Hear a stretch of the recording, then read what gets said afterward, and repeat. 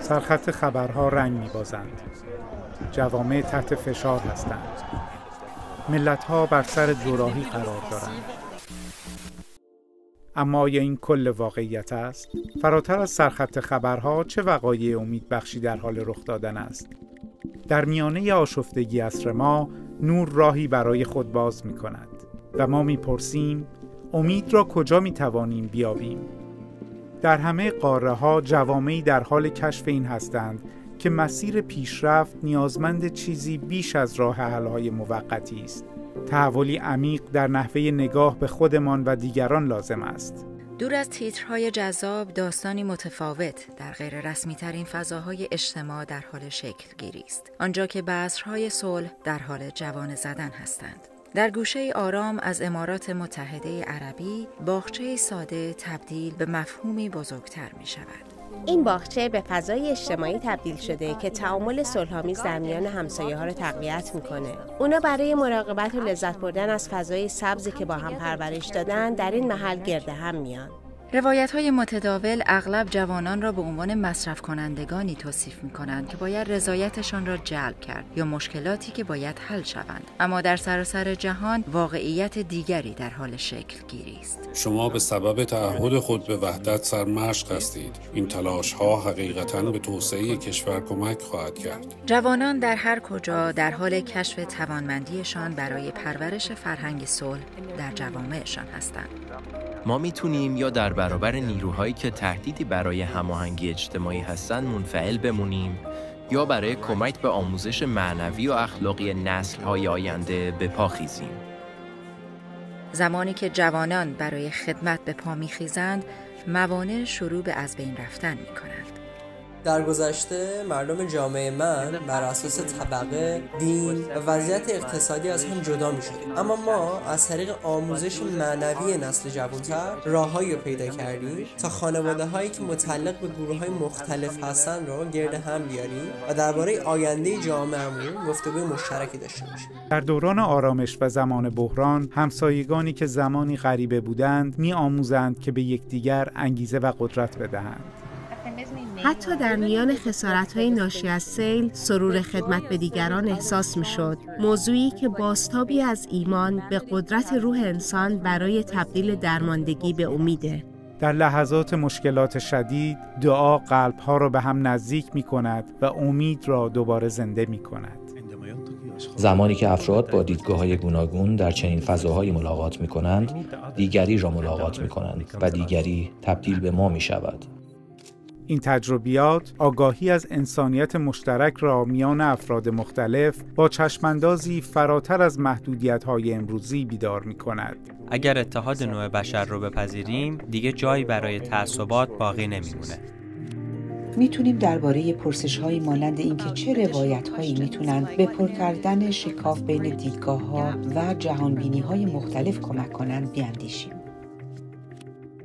در حالی که اجتماعها با افراطگری مذهبی و شک‌گرایی علمی دست و پنجه نرم می‌کنند، بهائیان آذربایجان به بررسی این موضوع پرداختند که چگونه هماهنگی بین علم و دین راهی به سوی صلح پایدار ارائه می‌دهد. یکی قدرت کشف امور در قلمرو مادی رو از طریق پژوهش فکری به ما میده، در حالی که دیگری به ما کمک می‌کنه تا مسیرمون رو در زندگی پیدا کنیم و به دنبال معنا بگردیم. اما هر دو در خدمت بهروزی انسان هستند.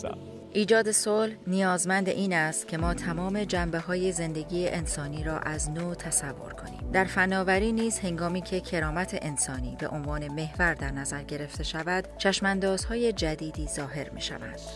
اگر با همه انسان‌ها به عنوان افرادی رفتار کنیم که میتونن شرکت کنندگانی فعال در فرآیند تولید دانش باشن، اون موقع این ایده که فناوری‌های تولید شده در یک بخش از جهان رو میتونیم به طور کامل به جامعه دیگری منتقل کنیم، غیر قابل قبول خواهد بود. در مسیر حرکت به سوی هماهنگی اجتماعی، ما نه تنها به دنبال تغییر نحوه ارتباطمان با یکدیگر، بلکه به دنبال تغییر ارتباطمان با طبیعت نیز هستیم. وقتی با عشق و خرد از طبیعت مراقبت می‌کنیم، نه تنها از تنوع زیستی محافظت می‌کنیم، بلکه رشد و توسعه معنوی جمعی خودمون رو نیز پرورش میدیم. در این تلاش‌ها صلح نه تنها به عنوان عدم وجود درگیری، بلکه به عنوان حضور عدالت، هماهنگی و برابری زن و مرد دیده می‌شود. مشورت به شکل‌گیری خانواده‌هایی کمک کرده است که اعضای آن با محبت با یکدیگر رفتار می‌کنند. کودکان در چنین محیطی توانایی همکاری با دیگران، مردان با زنان و زنان با مردان برای دستیابی به اهداف مشترک را یاد می‌گیرند. آثار هنری یاد و خاطره 10 زن بهایی را که 41 سال پیش در شیراز به دار آویخته شدند گرامی داشتند.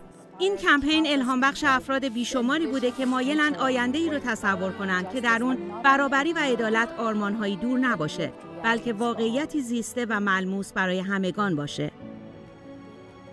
روز به روز گفتگوها عمیق‌تر و تلاش‌های جمعی تقویت می‌شوند و ضرباهنگ زندگی جامعه غنای بیشتری می‌یابد. الگوی در حال شکوفایی از زندگی از طریق خدمت، عبادت و وحدت هدف به قلوب معنا و امید می‌بخشد. وقتی مردم در میابند آنچه حائز اهمیت روح انسانه و نه جسم فیزیکشون، اون وقت سیستم طبقاتی که منشأ اختلافات زیادیه رفته رفته از جامعه رخت برمیبنده. اذعان به واقعیت معنوی انسان در فضاهای مقدسی که در سراسر جهان در حال ظهور هستند بروز می‌یابد. معابد همچون مشعل‌های وحدت و مأمنی برای همگان هستند. یکی از الهام بخشترین چیزا برای من دیدن تأثیر معبد روی بازدید کنندگانه. تأثیر مثبت امید، ارتباط، معنویت و صلح و آرامشی که از حضور در معبد دریافت می‌کنم. معبد بهایی در فضای آرام هافهایم لانگنهایم زمانی شکل گرفت که اروپا احساس نیاز عمیقی می‌کرد و در تلاش برای بازسازی پس از آشفتگی ناشی از جنگ جهانی دوم بود. این معبد بر اساس این باور بنا شده که صلح میان مردم تنها در جامعه‌ای شمول‌پذیر می‌تواند وجود داشته باشد. این مکان مأمنی برای همگان است.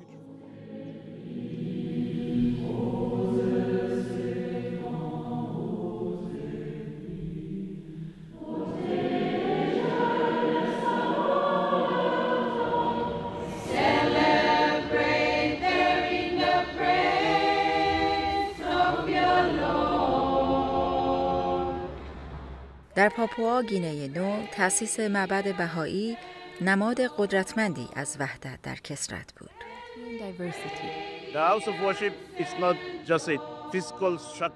این معبد تنها یک بنای فیزیکی نیست، بلکه مشعلی از نوره که از همه دعوت میکنه تا برای دعا، تأمل و هماهنگی گرد هم بیان.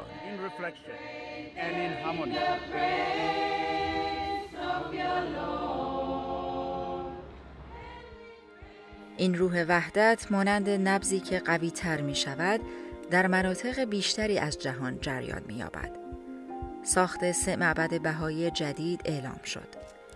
2 معبد ملی در برازیلیا برزیل و لیلانگوای مالاوی و 1 معبد محلی در باتوری کامرون. در این مسیر قلوب بیشماری از زندگی حضرت عبدالبها به عنوان سفیر صلح الهام می‌گیرند. با تکمیل آرامگاه حضرت عبدالبها، سرمشق بی‌نظیر زندگی و بیانات ایشان بشریت را به سوی پیشرفت هدایت می‌کند. این تلاش‌ها همچون جویبارهایی هستند که با هم یکی می‌شوند و به اقیانوس میرسند. اقیانوسی که در افقی دور قرار دارد، جایی که با گذر از میان مه غلیظ درگیری‌های امروزه، چشماندازهای آینده درخشان بشریت شروع به نمایان شدن می‌کند. در میان طیف گسترده مردمان و ادیان هند، چشماندازی از یگانگی برای نسل‌های متمادی قلوب را از سراسر این کشور به هم پیوند داده است. جامعه بهایی از طریق ترویج برابری جنسیتی، آموزش همگانی و تلاش‌های جامعه سازی در سطح توده مردم به عنوان مدافعی ثابت قدم برای پیشرفت اجتماعی و وحدت نمایان شده است.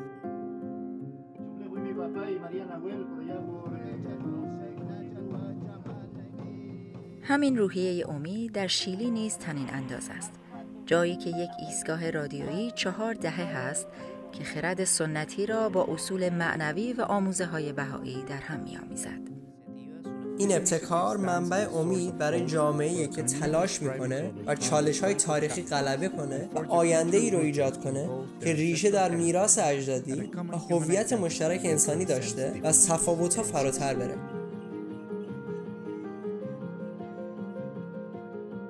در ایران، جایی که یک جامعه نسل‌ها با آزار و سرکوب سیستماتیک مواجه بوده است، شاهد واکنش فوق‌العاده‌ای هستیم. مسیر پرفراز و نشیب است، اما ما با فروتنی تمام تلاش خود را می‌کنیم. ما می‌خواهیم با وجود آزار و سرکوبی که همچنان ادامه دارد، به خدمت ادامه دهیم. جامعه بهایی یمن حتی حین سخت‌ترین امتحانات، زمانی که اعضای این جامعه با خطر زندانی شدن روبرو بودند، عقب نشینی نکرد، بلکه خدمت، اتحاد و سازندگیش را گسترش داد.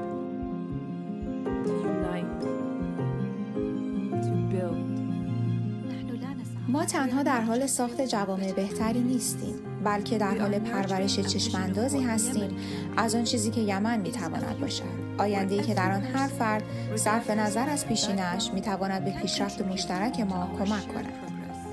در این چشمانداز پیام قدرتمندی از امید نهفته است، نه تنها برای یمن، بلکه برای جهانی که در جستجوی مسیرهای جدیدی برای صلح و وحدت است.